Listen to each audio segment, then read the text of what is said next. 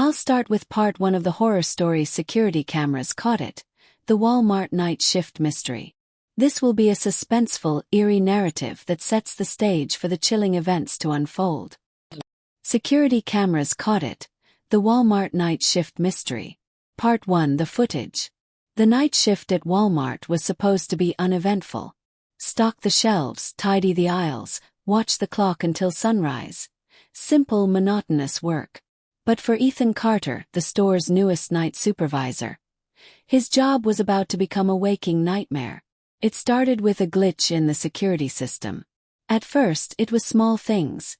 Static in the camera feed, flickering monitors, movement where there shouldn't be any. But on the night of March 12th, the cameras caught something Ethan wished he had never seen. First sign. Ethan sat in the security office, sipping cheap gas station coffee. His feet up on the desk. It was 2:37 a.m. The store was empty except for a skeleton crew. Just himself, a janitor named Luis, and 2 shelf stalkers, Megan and Dave. A small beep came from the monitor in front of him. The motion detector in aisle 14. Toys and games had been triggered. Ethan leaned forward, tapping the keyboard. The black and white footage flickered on screen. The aisle was empty. Then the toys moved. At first, it was subtle. A teddy bear on the top shelf tilted, as if nudged by an unseen hand. A row of dolls shuddered, their plastic faces frozen in eerie smiles. Then one fell, a porcelain doll, its glassy eyes staring directly into the camera as it hit the floor. Ethan's stomach twisted. It was just the AC, he told himself. Draft. Maybe vibrations from the stockroom. But deep down he knew better. And then he saw it. At the very edge of the screen, where the camera's night vision blurred into darkness, a figure moved between the aisles. Ethan's heart pounded. He rewound the footage, playing it again, frame by frame. The figure wasn't human. Its limbs were too long, its movement jerky, unnatural. But worse than that, it wasn't there before. The motion sensors had gone off, but no one had entered the aisle. The vanishing janitor. Luis, Ethan called over the radio. You near aisle 14. Static. Then a voice. Faint. Garbled. Why yeah, I thought I saw something. Ethan stiffened. Where? Near the garden center. That was on the opposite side of the store. Ethan switched cameras. The garden center was dimly lit, shadows stretching over bags of soil and potted plants. Luis stood near the entrance, his back to the camera. Then, behind him, the figure moved again. It stepped forward, its head tilting unnaturally to the side, peering at Luis like a predator watching prey. Luis, Ethan said, his voice low. Turn around. The janitor froze. The camera feed flickered. And then Luis was gone. 1 second he was there. The next empty space. No movement. No struggle. Just gone. Ethan's blood turned to ice. He replayed the footage, heart hammering against his ribs. Nothing. 1 frame, Luis. Next frame, empty aisle. Panic clawed at Ethan's throat. He grabbed the store intercom, his hands clammy on the microphone. Megan, Dave, get to the break room. Now. Chase. Ethan didn't wait for a response. He bolted out of the security office, sprinting past towering shelves and dimly lit aisles. The overhead lights flickered, a power surge, or something else. Aisle 6, aisle 7. He turned the corner and slammed into Dave. Jesus, man. Dave clutched his chest. What the hell is going on? Where's Megan? Ethan demanded. She was right behind me. A blood-curdling scream tore through the store. Ethan and Dave froze. Then they ran. They followed the sound, past checkout lanes and self-serve kiosks, until they skidded to a stop near the electronics section. Megan stood there, shaking, pointing at one of the security TVs mounted on the wall. The screen played live footage from aisle 14. Luis was standing there. But that was impossible. His back was turned, his body unnaturally stiff. His head was tilted at an unnatural angle, like a marionette waiting for its strings to be pulled. Then, his neck snapped around 180 degrees. His eyes were black. His mouth stretched into a gaping, silent scream. And behind him the figure loomed, watching them. The exit that didn't exist. Run! Ethan grabbed Megan's wrist, dragging her toward the emergency exit. Dave was right behind them. But when they reached the doors, they didn't open. No alarm. No click. No sound at all. Ethan slammed his fists against the metal. Come on, come on. Then he turned, and realized they weren't alone. Luis stood just a few feet away. But it wasn't Luis anymore. His jaw hung open as if dislocated. His body twitched, his movements no longer human. And then the lights went out. The lights flickered once, twice, then died completely. Darkness swallowed the store. Ethan's breath hitched. His heartbeat pounded in his ears as the silence stretched, thick and suffocating. Somewhere behind him, Megan whimpered. Dave cursed under his breath. And then the whispering started. Raspy. Crawling from the shadows. Ethan turned, his fingers clenching into fists. Luis was gone. The last place he had been standing was now just empty, yawning blackness. The emergency exit still wouldn't budge. No alarms, no green-lit push bar. Just a dead, unmovable door. This isn't real, Dave whispered. It's some kind of prank, right? Ethan didn't answer. He knew better. A soft creak echoed from behind them. A step. Low. Deliberate.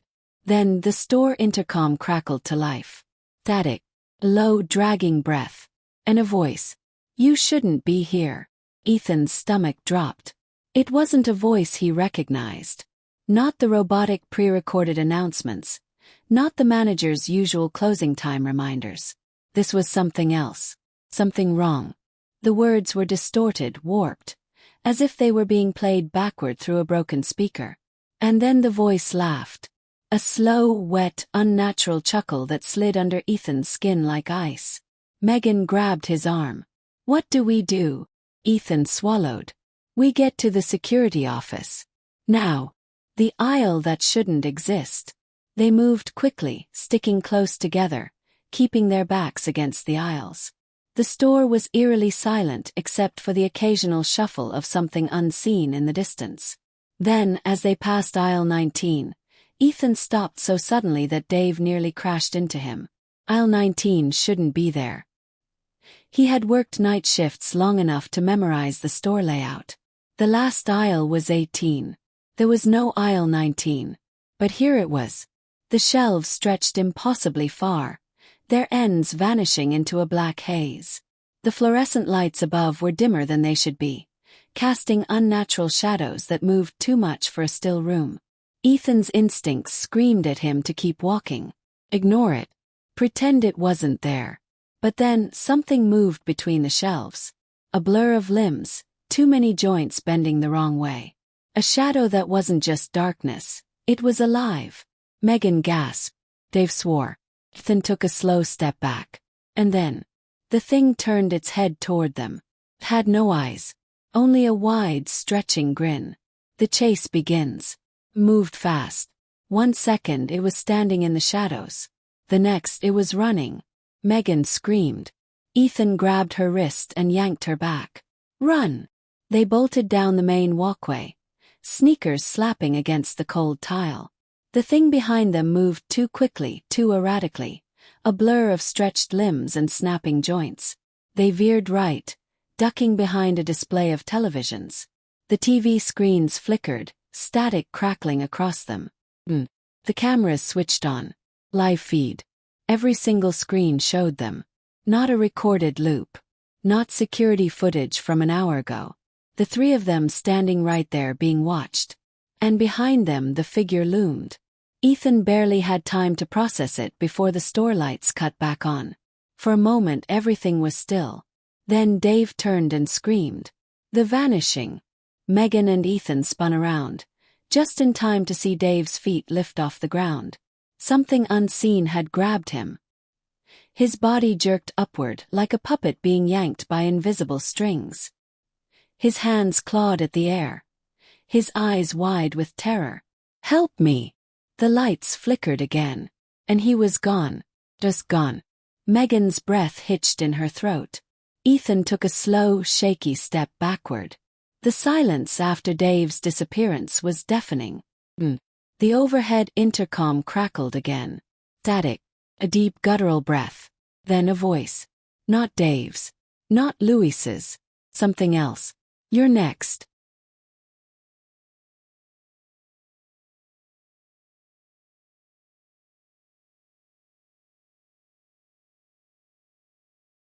The words echoed through the intercom. "You're next." Ethan and Megan stood frozen in the harsh fluorescent glow. Dave was gone. 1 second he was there, screaming, struggling, then the lights flickered and he vanished. Megan clamped a hand over her mouth, her whole body trembling. Ethan forced himself to breathe. They had to keep moving. Whatever had taken Dave, whatever had taken Louise, was still here, watching, waiting. And it had promised to come for them next. The only way out. "We have to get to the security office," Ethan said, keeping his voice low. Megan shook her head furiously. "Are you kidding? Dave's just gone. You saw it. You saw." Her voice broke, raw with panic. Ethan grabbed her shoulders, forcing her to focus. "I know. But if we stay here, we're dead." Megan swallowed hard, nodding. "Okay." They moved quickly, sticking to the center aisles, avoiding the mirrors at the end of each row. Ethan had noticed something in them. A movement that didn't match their own. A reflection that lagged behind just a second too late. Whatever was here, it was watching through the glass. They turned a corner and nearly slammed into Mr. Holloway, the store manager. Ethan's stomach dropped. Holloway shouldn't be here. The old man worked the day shift. He was never around after closing. But here he was, standing perfectly still in the middle of the aisle. His white shirt pristine. His tie perfectly knotted. His eyes, though, too wide. Too empty. "You shouldn't be here," he said, his voice too calm. Ethan and Megan shared a glance. "Sir," Ethan started, taking a step back. "Something's wrong." "Dave and Louise." Holloway shook his head sharply. "You shouldn't be here," he repeated. Then he smiled. And his teeth were wrong. Too sharp. Too many. Megan screamed. Ethan grabbed her wrist and ran. "The cameras see everything." They bolted toward the security office, Ethan slamming the door shut behind them. He twisted the lock, his breath coming in ragged gasps. Megan paced frantically, running her hands through her hair. "What the hell is happening? What was wrong with him? Did you see his mouth?" Ethan didn't answer. He was already at the monitors, flipping through the camera feeds. Then he saw it. Aisle 14. Dave was back. Ethan's blood ran cold. The screen showed him standing perfectly still. His arms limp at his sides, his face blank. "No way," Megan whispered, stepping closer. Ethan rewound the footage. Didn't make sense. There was no movement. One frame, the aisle is empty. The next, Dave is there. Like he had just appeared. Ethan hesitated, then zoomed in on Dave's face. His mouth moved. No sound came through the speakers, but his lips were forming a single word. "Help!" Megan covered her mouth. Ethan's hands clenched into fists. "We have to go get him." Megan spun toward him. "Are you insane? He's alive." Ethan pointed at the screen. "Look at him, he's..." Then Dave's head snapped toward the camera. Megan gasped. The security feed glitched. For a split second, Ethan thought he saw something else. Something standing behind Dave. The same figure he had seen before. The screen flickered. And then, Dave was gone. The door that shouldn't open. A sharp knock came at the office door. Ethan and Megan both jumped. They turned, staring at the door as it rattled slightly under another knock. 3 slow, deliberate taps. Ethan's mouth went dry. "Who's there?" Silence. Voice. "It's Dave. Let me in." Megan shook her head wildly. No, that's not him." Ethan felt his heart hammering against his ribs. He stepped closer, pressing his ear against the door. Dave. Please. I don't know where I am. It's so dark. Ethan hesitated. Then he noticed something. The security monitor still showed the outside hallway. The camera was pointed right at the door. There was no one there. His stomach turned to ice. Another knock. Harder this time. Ethan, the voice begged. I can't see. I think I'm dead. Megan backed away, her hands pressed against her ears. No. Don't listen. Ethan took a step back. You're not Dave. Silence. Are you sure? The lights flickered. The door burst open. Ethan grabbed Megan and yanked her back as the lights exploded, plunging the security office into a choking darkness. The only light came from the monitors, flickering, showing static-filled images of the empty aisles. Sep 1. L19. Something was moving. Something was coming. Not Dave. Not anymore. Footsteps scraped against the floor. Low. Unnatural. A shadow stepped through the doorway. Or at least, what used to be him. His clothes were the same, his posture familiar, but his head hung at an unnatural angle, as if his neck had been stretched too far. His arms dangled lifelessly at his sides, his mouth too wide. His voice came out distorted, layered, like multiple voices speaking at once. I found a way back. Megan was shaking. Ethan took a slow step backward, his breath shallow. Dave, he said, his voice barely above a whisper. Dave's head snapped up. His eyes were gone, hollow black pits that seemed to pulse with something alive. His lips curled into a smile. You should come with me. The cameras lied. The security monitors glitched violently, flashing images that shouldn't exist. Not just the store, something beyond it.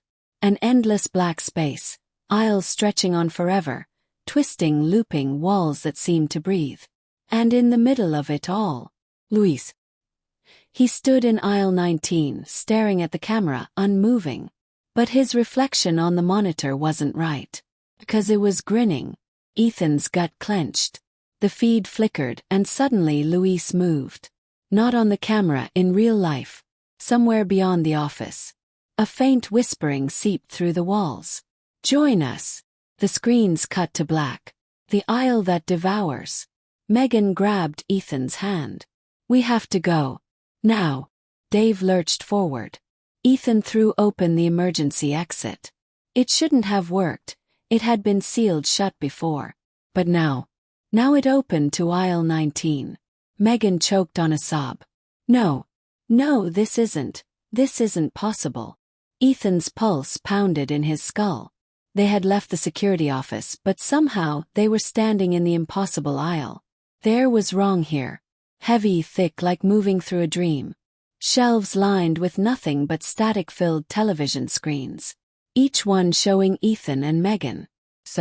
The versions on the screens weren't moving. They were watching. And smiling. The price of escape. Dave was behind them now. Closer.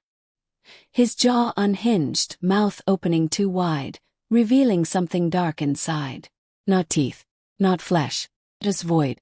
Come with me. Ethan grabbed a metal shelf and shoved it, sending rows of televisions crashing between them. He yanked Megan forward, running. The aisle didn't seem to end. It stretched on and on, the fluorescent lights buzzing like a swarm of insects. Then they saw it. A single, flickering exit sign ahead. The only way out. But before they could reach it, something stepped into their path. Mr. Holloway. His suit was clean, his tie perfectly straight. But his eyes were hollow black pits. Just like Dave's. The store needs its workers. His voice was calm. Me. Final. The aisle collapsed around them. Walls stretching too high, shelves bending inward, swallowing them whole. The aisle collapsed around them. Ethan and Megan fell. But they didn't hit the floor. They kept falling. Through darkness. Through endless, shifting shelves that stretched into a void with no end, no beginning. The air was thick, too thick to breathe, but they didn't suffocate. They just kept falling. Until they stopped. Not like hitting solid ground. 1 second they were moving. The next they weren't. But the world around them had changed. The other side of the store. They stood in the same Walmart. Same aisles. Same layout. Same buzzing fluorescent lights. But it was wrong. The air was still. Too still. The shelves were stocked, but every package was blank. No labels. No logos. Just empty white boxes. The intercom crackled to life. Attention Walmart shoppers.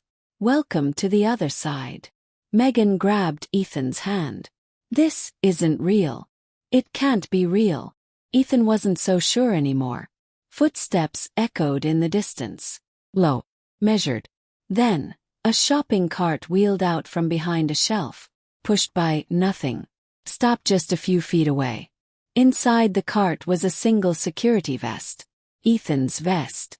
His name tag still pinned to the front. The store needs its workers. Megan started backing away. Ethan, she whispered. We need to leave. But Ethan couldn't move. Something was behind them. A shadow, tall, thin, wrong. Aisle 19 shouldn't exist. But it was here. Always here. The shelves at the far end of the store began shifting, sliding apart like automatic doors. Beyond them was not the parking lot. Not the real world. Just more aisles. Stretching forever. And figures stood between them. Louise. Holloway. Their faces were blank. Their eyes were empty. And behind them, something moved. Something big. Something with too many arms. Something that had been watching through the cameras all along. Final choice. The intercom crackled again. Clock in. Or stay forever. Megan turned to Ethan, panic in her eyes. We can't be here. We have to fight it. Ethan's breath came fast, shallow. They had one chance. Run for the exit sign. Or accept the shift. The final sprint. Ethan grabbed Megan's hand and ran. Shelves collapsed around them. The air thickened, slowing them down like running through water. The thing behind them let out a low, unnatural groan. They pushed forward. The exit sign flickered ahead. It was getting smaller, farther away, like the store was expanding. Megan screamed as the shadows clawed at her ankles. Ethan reached for her, pulled her forward. They leapt through the door. Darkness. The morning shift. Ethan's eyes snapped open. Sunlight. The real Walmart parking lot. Cars. People. Normal life. Megan lay beside him, gasping for breath. They were out. They had made it. The automatic doors slid open, and a fresh batch of workers walked in to start the morning shift. Ethan sat up, shaking, looking back at the store. Everything was normal, except for one thing. In the reflection of the glass doors, he saw himself still inside, smiling, watching. Then,